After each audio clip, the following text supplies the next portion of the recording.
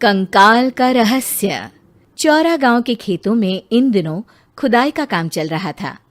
असल में इसी गांव से होकर एक अच्छी सड़क गुजरनी थी, इसलिए यहाँ खुदाई शुरू की गई थी। अचानक एक दिन खुदाई करने वाली मशीन से कुछ टकराता है। बाद में जब खोजबीन की जाती है तो वहां से 2 कंकाल मिलते हैं। पुलिस गांव के लोगों से पूछताछ शुरू करती है। आप लोगों को क्या लगता है ये किसके कंकाल हो सकते हैं? अरे साहब, हमें क्या पता ये किसके कंकाल है, आप ही लोग पता लगाइए। हम लोग तो बहुत ज़्यादा डरे हुए हैं। हाँ, हमारी फॉरेंसिक टीम अभी आ रही है। ये बताओ कि इस गांव के रहने वाला कोई जोड़ा गायब तो नहीं ना? क्योंकि शुरुआती जांच में तो ये बात सामने आ रही है कि एक कंकाल किसी पुरुष का है तो एक किसी महिला का। साहब, हमें तो बहुत डर लग रहा है। ऐसे कंकाल मिलने का मतलब गांव के आसपास ही किसी की हत्या हुई है या फिर किसी को जलाकर मार डाला गया है। हाँ साहब, हम अपने परिवार को लेकर बहुत ही ज्यादा परेशान हैं। देखिए, आप लोगों की परेशानी हम समझ सकते हैं, लेकिन आप लोगों को पुलिस का सहयोग करना होगा, क्योंकि आपके सहयोग के बगैर हम ये पता नहीं लगा सकते हैं कि आखिर ये किसके कंकाल है और इनकी हत्या किसने की। ठीक है साहब, गांव के लोग आपका पूरा सहयोग करेंगे। हाँ साहब, पूरा सहयोग करेंगे। तो फिर ठीक है, हम अपनी जांच शुरू कर देते हैं। कुछ दिन बाद जांच रिपोर्ट आ जाती है।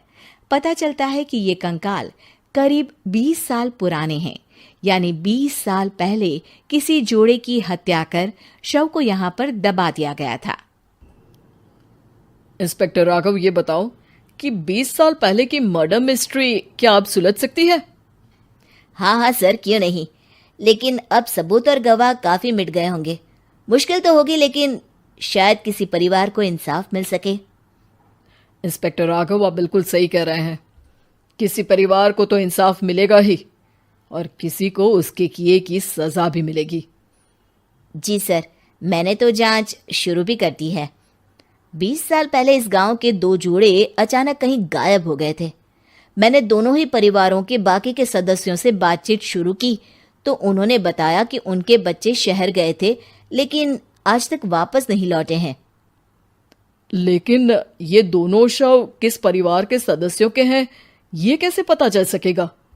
सर, मैंने डीएनए टेस्ट करवा लिया है। आज शाम तक इसकी रिपोर्ट भी आ जाएगी।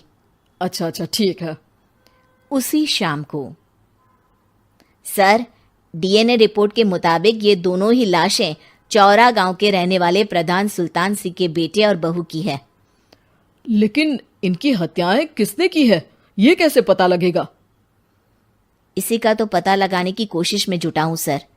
आज सुल्तान सिंह से मिलने भी जा रहा हूं। मेरा बेटा और बहू तो मेरे लिए सिर्फ यादों में ही रह गए थे। हमें उनकी लाशें तक नहीं मिल सकी थी। आज 20 साल बाद उनके कंकाल मिले हैं। मैं अब किसके लिए जीऊं?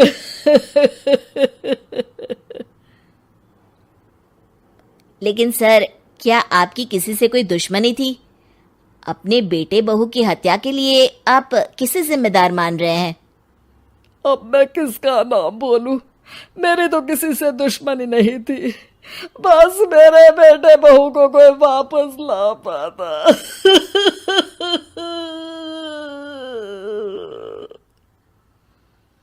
इसके बाद सुल्तान सिंह फूट फूट कर रोना शुरू कर देते हैं। सर, अब आप इनका अंतिम संस्कार करवा सकते हैं। कम से कम इनका शरीर ना सही, इनका कंकाल तो आपको मिला है। लेकिन हाँ, अगर आपको कुछ भी याद आए तो जरूर बताइएगा। मेरी तो बेटा अब उम्र हो गई है, लेकिन मेरे बेटे और बहू के हत्यारों का जरूर पता लगाइएगा, क्योंकि जब तक हत्यारे पकड़े नहीं जाएंगे मेरा मन नहीं मानेगा। सर, हमारी पूरी कोशिश रहेगी हत्यारे को पकड़ने की। लेकिन एक बात बताइए, उस वक्त आपको किस पर शक गया था? उस वक्त मेरे एक ड्राइवर को पकड़ा गया था, लेकिन सबूतों के अभाव में उसे छोड़ दिया गया था। अच्छा, और ड्राइवर पर कैसे शक हुआ था? क्योंकि उस दिन ड्राइवर छुट्टी पर था। उस समय लेकिन लाश क्यों नहीं मिल सकी थी? उस वक्त पुलिस ने बहुत कोशिश की थी, लेकिन दोनों की डेड बॉडी नहीं मिल सकी थी। ठीक है, हमारी तफ्तीश चल रही है, मैं फिर आऊंगा। इसके बाद इंस्पेक्टर वहां से चला जाता है और सुल्तान सिंह अपने बेटे और बहू की याद में खो जाते हैं। कुछ दिन बाद सुल्तान सर, एक बात बताइए, जब आपके बेटे बहू की हत्या हुई थी, उसी के आसपास आपके ही गांव का रहने वाला एक और जोड़ा उसी वक्त गायब हो गया था ना? हाँ सर, अलका और अभिषेक, वो भी मेरे बच्चों जैसे ही थे। तो फिर वो कहाँ है? उनका भी आज तक पता नहीं चल सका, लेकिन बताते हैं कि कुछ साल पहले अभिषेक को गांव के ही किसी आदमी ने मुंबई में देखा था, लेकिन फिर वो गायब हो गया। यानी अभिषेक और अलका की हत्या नहीं हुई थी, बल्कि उन्होंने किसी वजह से खुद ही गांव छोड़ दिया था। हाँ, हो सकता है, क्योंकि अभिषेक मेरे बेटे संतोष का अच्छा दोस्त था और उसका मेरे घर भी आना जाना लगा रहता था। हो सकता है कि उसने मेरे बेटे और बहू के बारे में सुन लिया हो और ये गांव छोड़ दिया हो सकता है। उनके परिवार का कोई अब नहीं रहता क्या इस गांव में? अब तो कोई नहीं रहता। एक चाचा थे, लेकिन उन्होंने भी अपना पुश्तैनी मकान बेच दिया है। वो भी अब कहीं शहर में ही बस गए हैं। ओह, अभिषेक और अलका के बारे में भी पता लगाना होगा। हो सकता है कि वही इस हत्या के बारे में कुछ बता सके। हो तो सकता है, लेकिन वो बेचारे तो खुद ही वक्त के मारे थे, वो क्या बताएंगे। फिर भी सर, जब केस दोबारा खुला है तो जांच तो करनी ही पड़ेगी, और इस बार तो लाशें भी बरामद हुई है। कुछ दिन तक लगातार तफ्तीश चलती रही। एक दिन थाने से सुल्तान सिंह को फोन आता है। हाँ, कौन बोल रहा है? सर, मैं कांस्टेबल तुलाराम बोल रहा हूँ थाने से। आपको थाने आना पड़ेगा। थाने? लेकिन क्यों? सर, किसी की पहचान करवानी है। अच्छा ठीक है, मैं दोपहर तक पहुंचता हूँ। सुल्तान सिंह दोपहर में थाने पहुंचता है। कई पुलिस के अधिकारी वहां मौजूद रहते हैं।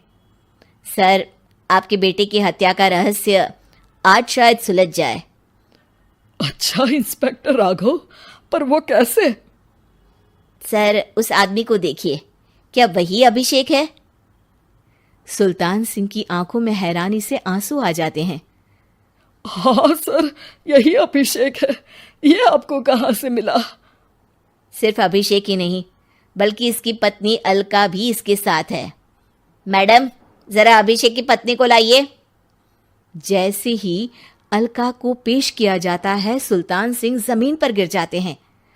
सुल्तान सर, क्या हुआ आपको? आप अलका को देखकर गिर क्यों गए? सुल्तान सिंह सर पकड़कर बैठ जाते हैं। ये अलका नहीं, बल्कि ये तो मेरी बहू रितु है।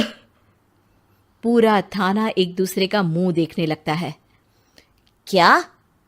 इसके बाद हर किसी को दो कंकाल और हत्या का रहस्य समझ में आ गया।